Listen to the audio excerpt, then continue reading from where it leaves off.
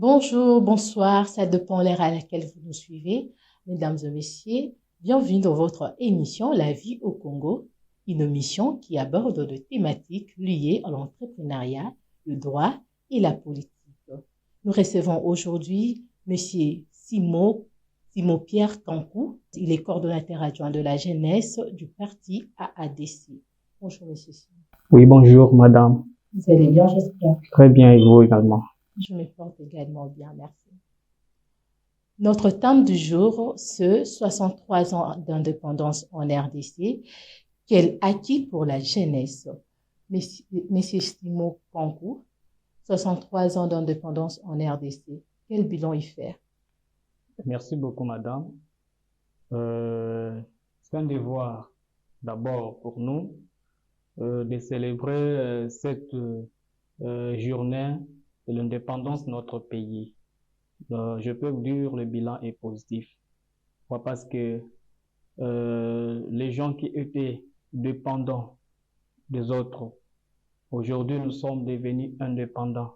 Pourquoi pas célébrer cette journée avec de joie, raison pour laquelle pour nous la jeunesse congolaise, c'est quelque chose qui est très important de cette journée.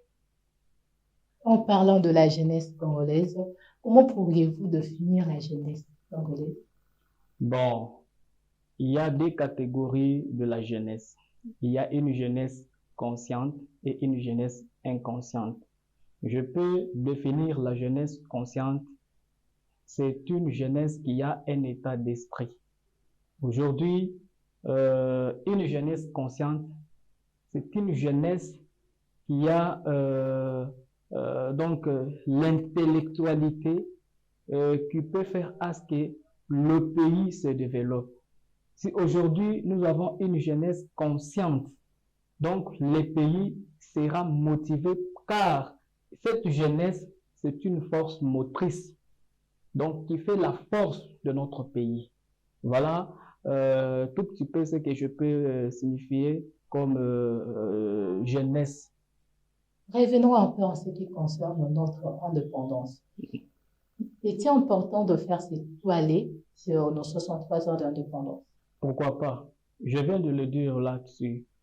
C'est important de fêter l'indépendance de notre pays et surtout particulièrement nous la jeunesse. Ne pensez-vous pas que nous sommes indépendants que physiquement, économiquement et politiquement, nous ne le sommes pas?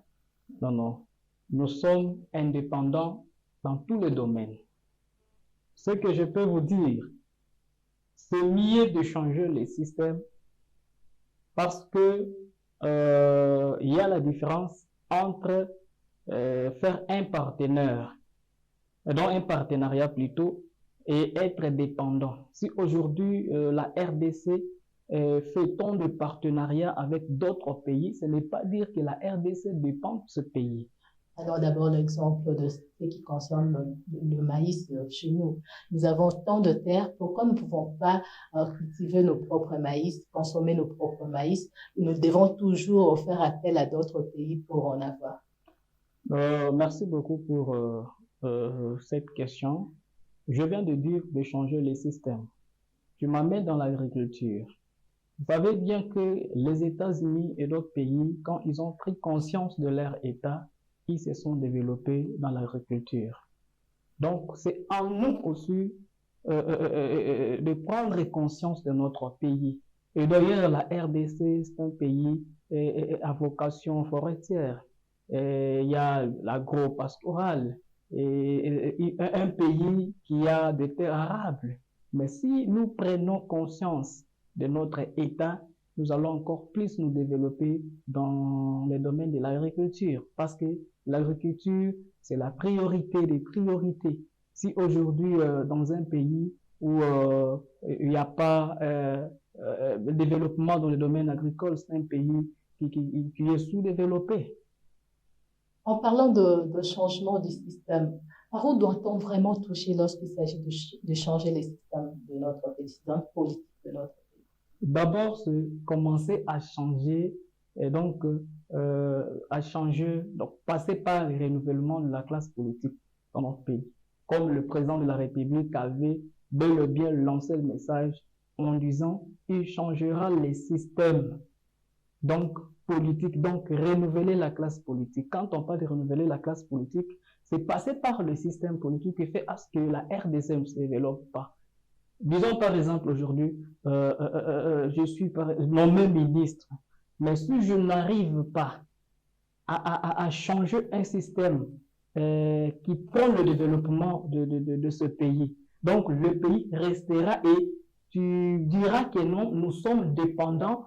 Pourquoi? Parce que en ce qui concerne le système, rien n'a changé. Mais or, nous avons des potentialités dans notre pays. Le problème est de changer d'abord le système, dans le système politique, renouveler la classe politique, dans le domaine économique, donc changer le système économique, voir de revenus qui viennent en RDC. Voilà au moins ce qui fera que le pays se développe. Nous revenons d'abord en ce qui concerne le plan politique et le plan économique de la RDC. Nous sommes actuellement dans un pays où le taux de dollar ne cesse d'augmenter. Étant politicien, que peux-tu dire ou soit quelle piste de solution peux-tu apporter pour qu'en fait le taux de dollar puisse être réduit à la baisse? Bon, ce que vous devez savoir, économiquement, en ce qui concerne les taux de dollars, ce n'est pas seulement la RDC qui subit cette situation. Il y a d'autres pays, vous le savez très bien, depuis la pandémie COVID-19, il y a beaucoup de pays qui ont subi la situation des taux. Ce n'est pas la RDC qui en subit seulement, mais il y a d'autres pays aussi qui ont subi la situation des taux dans le pays. Voilà, là, ce sont des situations, je peux le dire, internationales. Une situation internationale. Voilà. Comme nous avons pu avoir fêter notre indépendance le 30 juin dernier, nous aimerions encore savoir l'indépendance. Quels sont les acquis de l'indépendance pour la jeunesse? Vous savez, lorsque la République démocratique du Congo accède à son indépendance le 30 juin 1960, la jeunesse congolaise, pourtant en première ligne dans les revendications sociales, économiques, politiques, donc n'avait pas une politique d'encadrement de cette jeunesse. Là, c'était lorsque la République démocratique du Congo accède à son indépendance. Maintenant, pendant l'indépendance, en 1992, il y a eu une commission qui avait mis en place une politique stratégique pour l'encadrement de la jeunesse congolaise. Vous savez, donc c'est par là qu'il y avait maintenant l'introduction de la politique pour voir comment développer la jeunesse congolaise. Donc, pour nous, la jeunesse, l'indépendance nous a amené beaucoup de systèmes, surtout en ce qui concerne l'amélioration dans l'encadrement de la jeunesse congolaise. Donc, il y a eu même des journées de réflexion. Là, c'était en 1997, qui ont été organisées avec thème à l'heure, donc la jeunesse congolaise, à l'ère de la reconstruction et du développement, bilan et perspective. Tout ça, c'était dans le cadre de renforcer les capacités de jeunes et voir comment participer les jeunes dans des grandes décisions dans notre pays. Donc, l'indépendance pour nous, la jeunesse, était quelque chose qui a beaucoup à changer dans tous les domaines de la jeunesse. Pourquoi ne retrouvons pas tant de jeunes dans de structures, tant de jeunes dans un filière particulier, faire de travail par-ci par-là, nous retrouvons plus de vies. Quel est réellement le vrai problème de la jeunesse actuelle? Est-ce qu'ils sont juste de paresseux ou soit il manque de motivation? Quel est le vrai problème? Bon, le vrai problème que rencontre notre jeunesse aujourd'hui, d'abord, il y a de faiblesses en ce qui concerne l'établissement pour l'encadrement de la jeunesse congolaise. Donc, ce qui peut être comme les maisons de jeunes. Parce qu'aujourd'hui, les jeunes sont bien encadrés.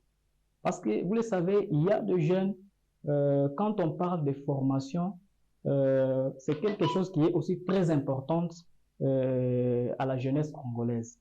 Il y a des formations formelles et non formelles. Mais si aujourd'hui ces jeunes ne sont pas bien encadrés, raison pour laquelle il y a un grand problème. Je l'ai toujours dit, la jeunesse dans un pays doit être une solution et non un problème. Pourquoi aujourd'hui la jeunesse devient un problème sérieux dans notre pays? Parce qu'il manque un lieu d'encadrement, les maisons de jeunes. Raison pour laquelle vous avez vu, il y a beaucoup de jeunes qui sont dans le chômage. Pourquoi? Parce qu'ils ne sont pas encadrés. Or, dans d'autres pays, vous finissez donc, vos études universitaires et vous êtes directement encadré. Mais ce n'est pas le cas au Congo. Il y a de jeunes étudiants qui souffrent après avoir fini ses études, mais il n'est pas pris en charge. Parce qu'il faut qu'en RDC, il y ait une institution qui encadre les jeunes. Surtout les jeunes qui viennent de finir. Je viens de défendre, mais je ne suis pas encadré. Raison pour laquelle il y a beaucoup de problèmes. Donc, il y en a 15, mais il n'y a pas le temps de commencer à énumérer parce qu'il y a beaucoup de problèmes majeurs au sein de la jeunesse Étant congolaise. coordonnateur de la jeunesse, qu'attendez-vous réellement de cette jeunesse? Mon souci est de voir dans notre pays une jeunesse consciente. Une jeunesse qui peut se prendre en charge. Surtout voir les entrepreneurs en République démocratique du Congo et voir une jeunesse qui peut participer dans de grandes décisions. Et à ce moment-là, je serai en paix. Parce que c'est ça, mon grand souci majeur que j'ai, surtout pour la jeunesse congolaise. Quelle vision avez-vous pour cette jeunesse congolaise? Ma vision pour cette jeunesse, je viens de le dire. Nous voulons une jeunesse qui a une capacité. Parce que je peux ouvrir une entre parenthèses pour vous expliquer que il y a des potentialités au sein de la jeunesse congolaise. Mais ce qui manque est que beaucoup de jeunes ne sont pas encadrés. Or, il y a un ministère qui est habilité de faire tout ce que je viens de dire sur le ministère de la jeunesse. Mais si aujourd'hui, les jeunes congolais ne sont pas encadrés, quand est-ce qu'on parlera d'une jeunesse forte, une jeunesse capable de défendre ce pays? Parce que dans un pays où il y a une jeunesse forte, c'est un pays qui est dans le développement. Mais si un pays n'a pas une jeunesse forte, on parlera que dans un pays là, il n'y a pas une force. Mais si dans notre pays, nous avons une jeunesse qui est forte, ce pays sera aussi fort. Et qu'est-ce que vous avez déjà fait comme initiative pour le changement de jeunesse? J'avais initié un programme de formation de jeunes en entrepreneuriat agricole. Et j'ai formé beaucoup de jeunes en entrepreneuriat. Donc, faire voir aux jeunes comment devenir entrepreneur dans le domaine agricole. Donc, parce que c'est un domaine dont plusieurs jeunes négligent. Mais moi, j'avais essayé de mettre en place le système de l'entrepreneuriat agricole et j'avais formé beaucoup de jeunes. Mais ce qui manque, après avoir formé ces jeunes, il n'y a pas l'encadrement. Encadrement par rapport après cette formation, il faut que les jeunes travaillent. Les jeunes travaillent, mais s'il n'y a pas de matériel, disons par exemple les tracteurs, parce que si le jeune travaille dans l'agriculture, c'est quelque chose qui fera que le jeune se prenne en charge. Voilà au moins l'initiative que j'avais prise pour cette jeunesse. Hormis l'agriculture, s'il vous faudrait apporter des innovations dans d'autres secteurs, quels secteurs choisirez-vous et pourquoi? Choisir l'agriculture? Hormis l'agriculture, parce que vous avez dit que vous allez apporter des initiatives dans l'agriculture. Raison pour laquelle je dis hormis l'agriculture, s'il faudrait apporter des innovations dans d'autres secteurs, quel sera le secteur que vous allez choisir et pourquoi? Bon, je dis par exemple, je peux parler de l'entrepreneuriat. Dans l'entrepreneuriat, sur le plan économique, donc on peut former le jeune. Parce que ce qui fait mal est que il y a des jeunes, par exemple, il a fini dans tel ou tel domaine à l'université. Mais aujourd'hui, il se retrouve en train d'œuvrer dans un domaine dont il n'avait pas étudié à l'université. Qu'est-ce que nous devons faire? Nous venons avec l'innovation de renforcement des capacités. Il y a beaucoup de domaines. Parlons à part l'agriculture. Bon, ce n'est pas dire seulement que dans le domaine politique, parce qu'aujourd'hui, nous voyons beaucoup de jeunes s'impliquer dans la politique, parce que dans la politique, il y a l'argent, voilà.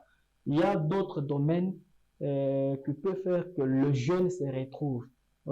Disons, prenons comme le domaine de l'économie. Hein? Donc, commerce, tout consort. Ce sont les domaines qui vont faire parce que notre souci est d'amener le jeune à l'autonomisation. C'est ça le souci. Parce que je peux parler de l'entrepreneuriat. Donc, créer des petites et moyennes entreprises et former ces jeunes comment on crée son propre entreprise. Voilà au moins ce qui peut faire à ce que le jeune se développe dans notre pays. Et s'il faudrait changer quelque chose à la jeunesse, qu'est-ce que vous devez changer? Qu'est-ce que vous pourrez changer? Bon, dans la jeunesse, les systèmes de l'information et la technologie, c'est quelque chose qui est très important qu'on peut changer. Pourquoi? Parce que, vous savez, dans d'autres pays, les réseaux sociaux que vous voyez ici payent le jeune. Mais ce n'est pas le cas dans notre pays. Mais si aujourd'hui, il y a à changer, on peut changer le système de l'information et la technologie. Donc, le système de l'information à la jeunesse congolaise. Comment le changer? Donc, apprendre aux jeunes comment être informés à une situation. Parce qu'aujourd'hui, les jeunes prennent seulement tout ce qui vient comme ça. Et puis, vous savez, nous remarquons même dans les réseaux sociaux un jeune qui est là, qui publie n'importe quoi, et il n'est pas conscient de ce qu'il est en train de faire. Mais si dans notre pays, surtout le ministère habilité, le ministère en charge de la jeunesse, prend aussi conscience de changer le système de la communication, de l'information à la jeunesse congolaise, qui évoluera dans notre pays. Merci, M. Simon, d'avoir répondu à notre invitation. C'est moi qui vous remercie. Nous sommes presque à la fin. Un mot pour ce jeune qui vous suit. Bon, je parle aux jeunes conscients parce que je martèle plus à la jeunesse consciente que c'est le temps pour nous de nous impliquer à la reconstruction de notre pays. Et surtout, le souhait du chef de l'État, son Excellence Félix Antoine Tshisekedi Tshilombo, est de voir ce jeune dans des grandes institutions de notre pays. Voilà au moins le dernier mot où je peux dire à ce jeune. Soyons courageux et travaillons pour la reconstruction de notre pays. Et surtout en étant en unité. Soyons tous unis car nous sommes un seul peuple et une seule nation. Voilà ce que moi je peux dire à la jeunesse congolaise. Merci. Je vous remercie. Ce par ici qu'on me fin donc à notre émission. Vous étiez si nombreux à nous suivre, nous vous disons merci. Je ne peux pas finir cette émission sans dire merci à l'équipe qui m'accompagne toujours, à Jonathan Chimanga, et un grand merci à Rachidi Mateta, et merci à notre concert Arlette, et aussi merci à moi-même, Alexès Moussaou. Je ne peux pas aussi finir sans dire merci à ma famille, mes amis qui m'accompagnent, sans oublier le maître Delphin Kadima, le propriétaire de PCFC Space sans problème. Moi, Liban et Pané, c'est la Cadien. On vous dit donc ciao, à la prochaine.